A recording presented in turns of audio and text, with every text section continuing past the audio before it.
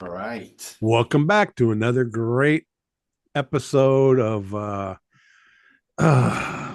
the Fantastic Four. Over Clear TV, the podcast. No, that's the other Oh, one. are we cursed, guys? Are we cursed or what? I don't know. In case you didn't miss Could it, be. the Dolphins actually scored some points, but then put it simply, the defense kind of let us down in the fourth quarter, and the Dolphins lost with time running out on a field goal from. Yes, they lost at home against the Arizona Cardinals with an Oompa Loompa as quarterback for them. Um, But was anyway, there were some happy parts of the game. You have to admit there was some good stuff. Jeff, you were like really bubbly about how great the offense played and everything. well, there were some good things happening. Tua looked good. He Yes. Mhm. looked sharp. He was throwing the ball on the money. He was able to get Tyreek Hill and Jalen Waddle into the game, which they hadn't been able to do over the past few weeks.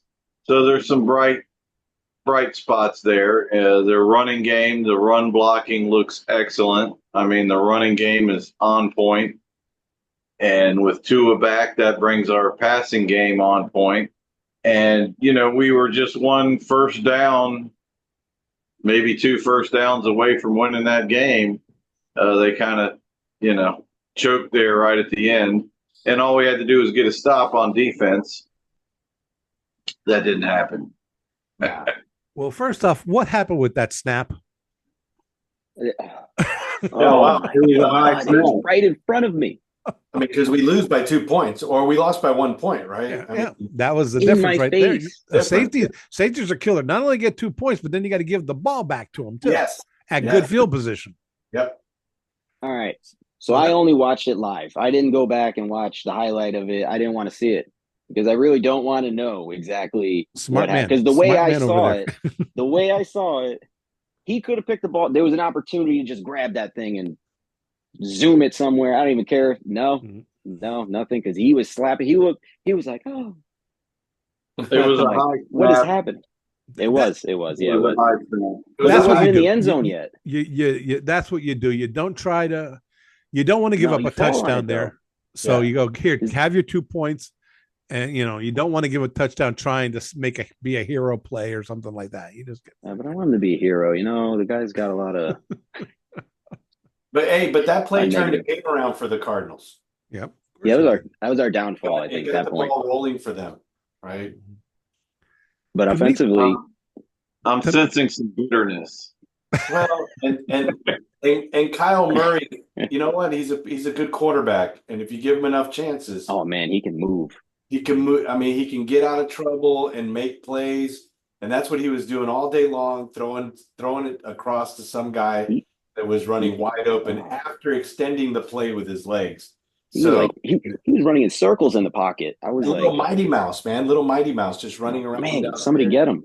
Yeah, and nobody could get him, and then he would break loose, and then there was one guy running free in the backfield, Boom, found or him. in the It was either secondary. It was it was killing me. always either the tight end or Marvin Harrison Jr. And I'm like, It was killing me. Yeah, it was killing me. our vaunted secondary wasn't doing that well. But For I agree with Jeff. I thought we were going to win that game. Honestly, we had control of that game all the way up until that safety, and it seemed like the defense had control, and it seemed like we had a balanced offense, and everything was balanced. The defense was getting them off the field, right, and then we were scoring, and I mean, we had them at 27. I mean, we were at 27 points. I thought one more score would have probably put us over the edge. And we were right there. I think I had predicted like 24-17 or something like that. And it was like 27-16 for a while or something. And then all of a sudden the debacle. And it was unfortunate, right? But you know what? We've been sloppy for the last few weeks, and it got there towards the fourth quarter, and we got a little sloppy, and it cost us. I enjoy. Tony, I thought Tua looked sharp coming back from his injury. Uh, I didn't. There were some mistakes. To me, the turning point of the game was right before the half, when the Dolphins were right there in scoring position, and they could have gone in for 7, and there was some mysterious play calling, if you ask me, and they ended up for 3 points. If they'd have gone in to score, the Dolphins would have won that game.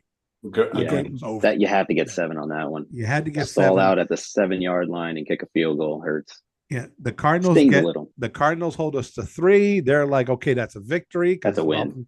And then what happens? To start the second half, the Cardinals get the ball. Yep. It's going back again and again to some of the play calling, some of the coaching. No. I think most players played well. The offensive line, as Jeff points out, great run blocking, having that hard time with the pass defense. I mean, every time Tua went back, it's like those guys are getting real close to him. And back to the positive, we actually have cleaned up the pre-snap penalties. We didn't have a lot of pre-snap penalties. No. We only had 2 in the game. Can I have that seems to be cleared up. That's another positive. Can I analyze that a little bit? Go for it. Sure. The difference between the quarterback that knows the playbook versus the quarterback that doesn't know the playbook. A lot of the calls that we had were the player didn't set at the end, right? And it was an illegal shift, right? And that has a lot to do with the quarterback waiting for the player to come across, setting back up, and then hiking the ball. And we weren't getting that with the backup quarterback. So I think a lot of that cleaned up because we had, our QB1 back. Yeah, absolutely. Yeah. And it's like, you shouldn't have a lot of that stuff when you're throwing in guys who are like third stringers at this point. You shouldn't be doing all that motion. You gotta dumb it down. But third down, we're doing so much better now. We converted like 70%. We only punted twice. Yeah. 2 punts this week. It was so frustrating though when you look at the Dolphins, who couldn't score for weeks, but hey, but the defense was there. The defense has kept us in some games, and once our offense gets on gear, then we're going to run away. What happens? The defense collapses. Where'd they go? Anyone find them? Had no pass rush. That the defensive problem was that Zach Taylor got poked in the eye during practice and was out for the game. Yep. And we had 0 pass rush. I don't think that their quarterback was ever touched the entire game. No, and when they did put a little bit of pressure on him, one time, there was nobody shadowing him, and he was off to the races. We got 1 QB. My question is, do we look to make a trade to bring in a pass rusher like we did with Chubb a couple years ago? Should Greer go out and look for a pass rusher? They won't. They won't. Who They're right now? Put. We're about halfway through the season almost. Who's going to want to give up a pass rusher, and who are the Dolphins going to give up to get a pass rusher? Deadline is Tuesday, and then you see all these teams making moves. The Ravens just got a receiver. We're staying right where we are. Yeah, I don't especially see it. With 2 wins. The Dolphins are 2-5. Yeah, we're only 2 games out though. Yeah, but they pretty much have to run out the rest of the season, and maybe they have a shot. And honestly, Jose, do you think they have a shot of running out this entire season? No way. You don't need to. You can really only lose 2 games, honestly, at the most. I don't even 3 if you're lucky.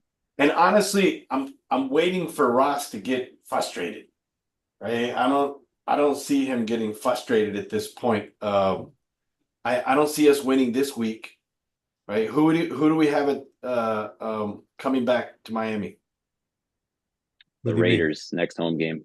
The Raiders. We probably could beat the Raiders, at home. Yeah, right? Don't speak too soon. I thought we could probably beat the Cardinals too. Yeah, I thought we could probably beat the Colts.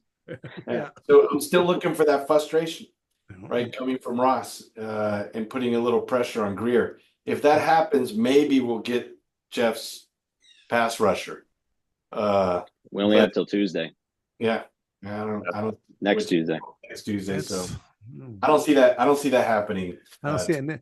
The NFL isn't like baseball where teams, when they're getting ready for the postseason, making their run. Other teams are giving up their season.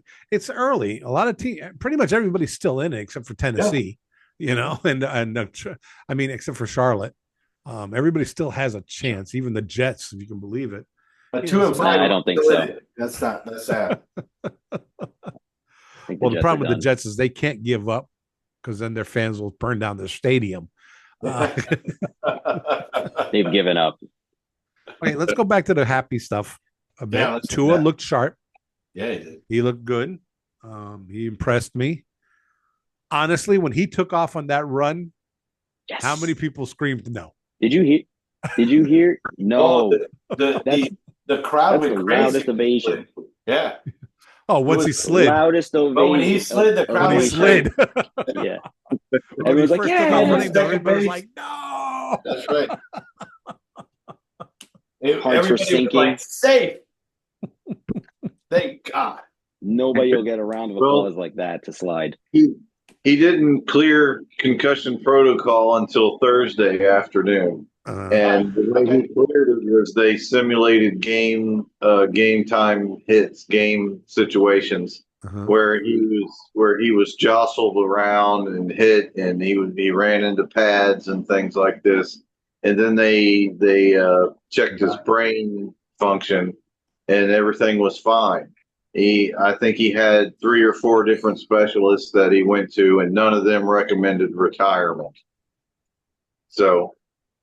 And I personally think he should have never went on injured reserve. 100%. I think that that was a PR move to keep the hounds at bay that were calling for his retirement, and so they decided he just needed to go on IR so they could wait it out. But that was a huge mistake because they did not have a backup quarterback.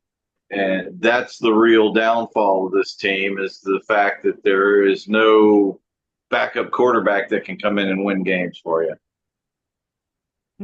That's true. I have to give you that. But I'm sorry. I'm still one of those guys. I like Tua. I think he's a good quarterback. I'm still like, if he was my brother, I'd be going, dude, take the money, go to Hawaii, take the family.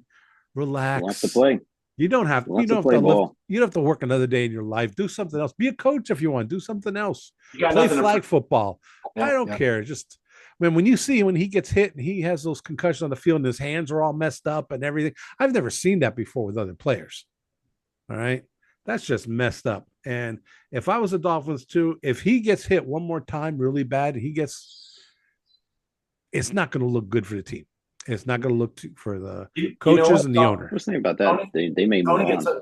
It's all about the money, right? Mm-hmm. If the Dolphins didn't have to surrender the majority of his guaranteed money, they would have probably already said, "Hey, man, you know what? You need to walk away into the sunset here." But if they were to say that, then they would have to pay out that big money, that big guaranteed money. And then if he opts out, he basically opts out of the guaranteed money. Right. So if he makes that decision, he's out like 60 million or something like that. Mm-hmm. And then if the NFL comes around and says, "Hey, you're out," then the Dolphins got to cough up 60 mil. Yeah. Right. So, or whatever's left in the contract. So, from a guaranteed perspective. So I think that's one of the reasons why, they force him into making that decision, into, sticking around and, staying, being QB1, even though I think his health is in danger. I mean, we already see, what's going on with a lot of, we've had football players commit suicide, football players just go brain dead. And then, who's the quarterback that recently came up with, he announced his Parkinson's, the guy from Green, Brett Favre. Right. So, I mean, and that's years and years later. I mean, and he's having these concussions, to Tony's, point, which, when he goes down, he becomes a gang member. He's kicking out gang signs. And I mean, that makes me, that I am so afraid at that point. I'm so scared for him and the the stadium becomes just so somber at that point. And I don't think I honestly, he's playing hurt. He really is. And, he's not doing a service for himself, his family, the team, right? The NFL's not doing any kind of service for him. The team's not doing any service for him, right? I agree with you. I think it's time for Tua to, even though he had a great game, I thought he had a good game. Yeah. And I was kind of happy, but I think it's better for his health to kind of move on. And that hurts us as a team because, like you guys said, we don't have anybody right now that can run this race car. And make no bones about it, we have a pretty decent offense. It's a Ferrari, but you need a really good driver. I get what you guys are saying, but I disagree. I do. You're You know what? Maybe I'm wrong, but Right. if he wants to play football and no one is telling him that he Mhm. has no reason not to, then why can't he continue doing what he loves to do? Well, no, If he understands the risk, Yeah, I get it. He's seen, I don't know, X amount of doctors. We don't know because it's none of our business. It's his personal business that he's not sharing, which is, again, his choice to share and not share. Like you've seen in his interview, where these guys are just asking him the same questions. Are you going to wear a Guardian cap? Are you going to do this? Leave the guy alone. He said, no, that's it. Move on to a different line of questioning. His doctors gave him all the info, and he's clear. He's more prone to getting them. Clearly. He's easily sitting on $20 to $30 million in cash, right? There's no reason to play. And with the evidence, I get that. The evidence that's been presented, not even, I mean, I'm talking about like real evidence. You can see people deteriorate in front of you, and then donate their brains to medicine, and they look at it and they go, "My goodness, what's going on here?" And he's having stuff that we've never seen, and I think that's my point is. No, I get it. I get that. Like, but from him, I'm understanding the way he's answering the question that he loves the game so much and he wants to play it that he's willing to roll the dice on what could happen down the line in the future, and that's his choice as a human being. I get it that it's his. He has a decision. He's more than welcome. Scary. I'm looking at it from the Dolphins' point of view, whereas if something bad happens to him, which is a very good chance that it can, it'll reflect bad on the team. It's not going to bode okay. Well. If Tua plays for another 10 years, the Dolphins are going to be around for 10 years or longer. If he retires tomorrow, the Dolphins aren't going anywhere. Right. Okay. That stadium's still going to be full of people. I mean, they're still going to make a lot of money. It's just going to look bad to the if something happened, it'll look bad to the team. And it shouldn't, though, because if they're doing everything by the book, they always said they did everything by the book, and it turns out the NFL was lying. We all know that. I mean, honestly, from a liability perspective, the Dolphins and the NFL have a duty to protect him, right? And they are opening themselves up to all kinds of liability. If this goes down the road, his children will sue the NFL. His wife will sue the NFL. They already sued. There has to be something in the contract, though. Exactly. Because you can sue both ways on that. A lot of players already sued, and they settled out of court, and it's like in the hundreds of millions of dollars they're paying out. And it's one thing I tried the other day to look for a list of players with CTE, and you can't really find a list out there. The NFL is very good, but then I'll start reading about certain players. Oh, he's got CTE. He's got CTE. Remember Mark Duper? Yeah. You haven't heard much from him lately, have you? CTE. No way. Yeah, from what I hear, he's like, Zach Thomas. Zach Thomas has got it bad. Yeah, Zach Thomas. You're going to see in a couple of years he's going to be, he's going to be, someplace you won't hear. Remember, a lot of these players, they don't talk about Mercury Morris. That probably was CTE. Whenever you hear a player and they don't tell you the cause of death, most probably CTE, and they were paid off. Right? Jim Kick was horrible. Did you see what happened to that poor guy? Yeah. Oh, it was sad to see him walking around there. Okay. A lot of those players, they don't tell you. They don't want to tell you. It's very hush hush with the NFL. And I like to. I think as a person, I think he's a great guy. I love I it. think he's a talented quarterback.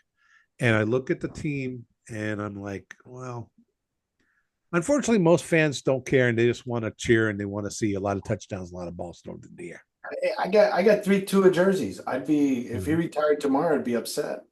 You Mhm. know, I'm Tua invested, right? I'm fully vested in Tua.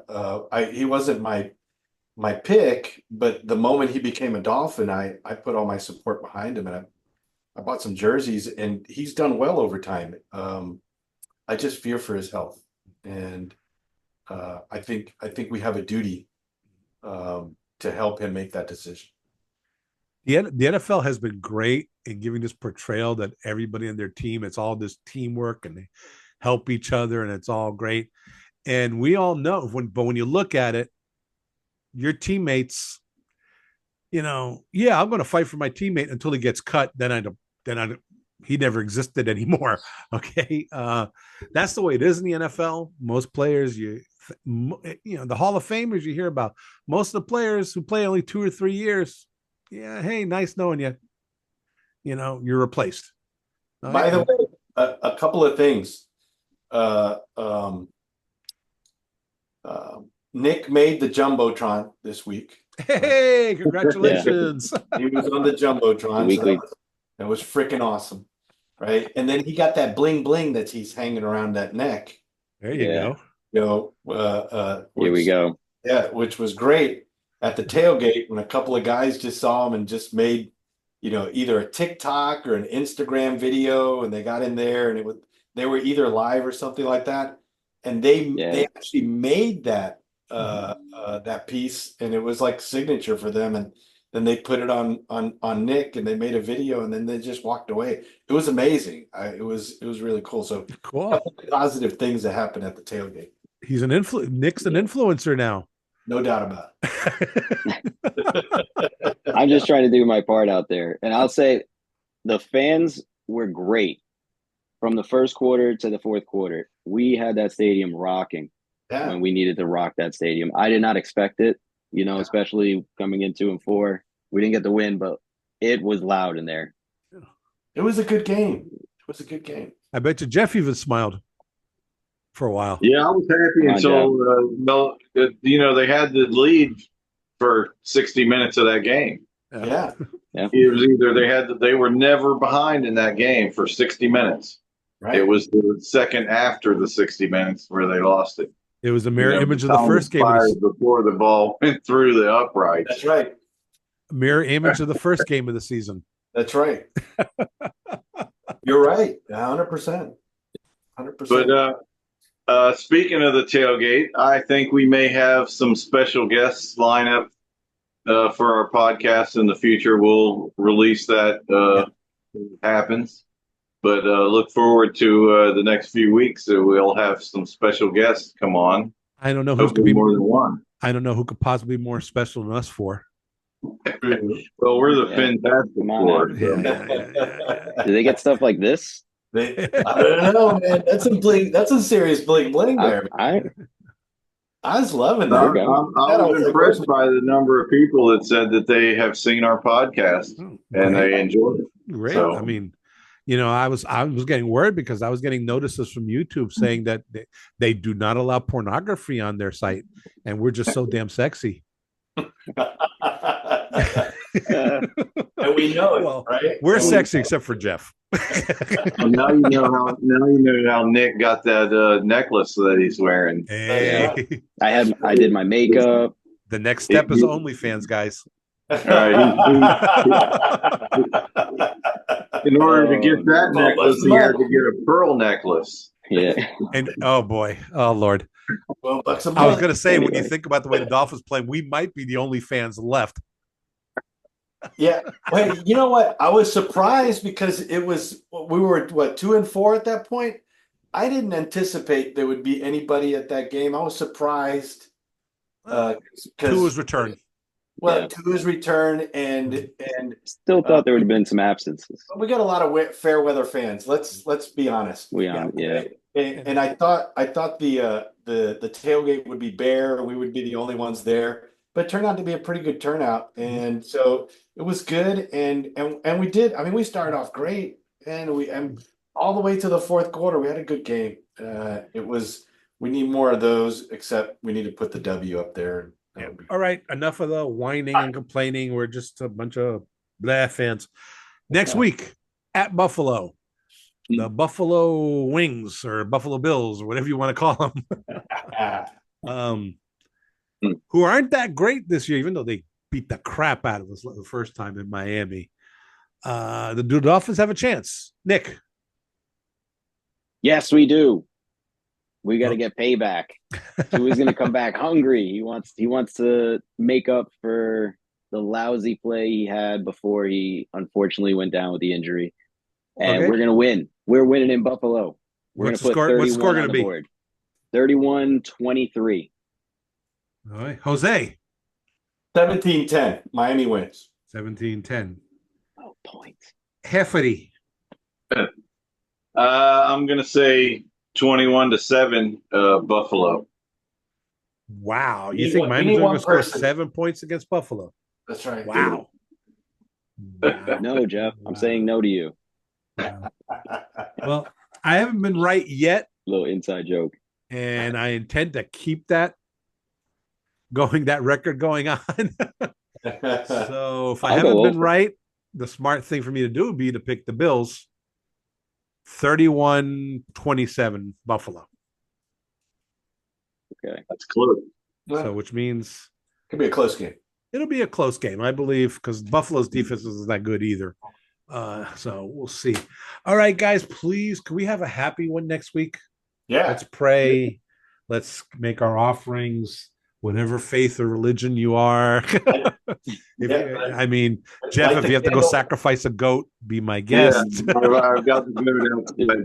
We're going to slit its throat later. Yeah. Nick, you're in Miami. I say sacrifice a virgin, but in this town, you never find one. We need to start selling. We need to start selling dolphin candles. Yeah. Right? The Catholics can light a candle for us, right? You know, I'd love to that. So I'm going to light a candle for the. There you go. This weekend. All right, guys, it's been a fun show. We'll be seeing you next week. Hit like, hit subscribe, give us some comments, ask us some questions, make fun of us. You can make fun of the gap between my teeth, make fun of my little bit of hair I have left. I don't care. Merry Christmas. Comment on my bald head. Buy stuff. See you guys next week. All right.